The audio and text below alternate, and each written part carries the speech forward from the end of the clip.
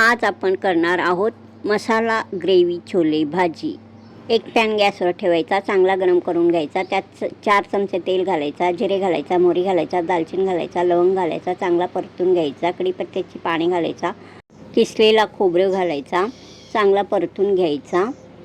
आता सर्व मसाला घालायचा, लाल तिखट घालायचा, छोले मसाला घालायचा, काळा मसाला घालायचा, हळद पावडर घालायचा, कांदा घालायचा, टोमॅटो घालायचा, चांगला परतून घ्यायचा।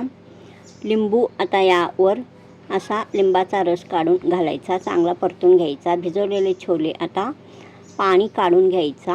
मग नंतर या फोडणीमध्ये छोले घालायचा, चांगला मिक्स करायचा। मीठ घालायचा 1 चमचा, अर्धा चमचा राहिलेला लिंबू यावर पिळायचा म्हणजे रस घालायचा। वरून कोथिंबीर घालायचा, थोडासा 1 ग्लास गरम पाणी घालायचा, चांगला शिजवून घ्यायचा। बघा असा चांगला व्यवस्थित शिजवायचा। मसाला ग्रेव्ही छोले तयार।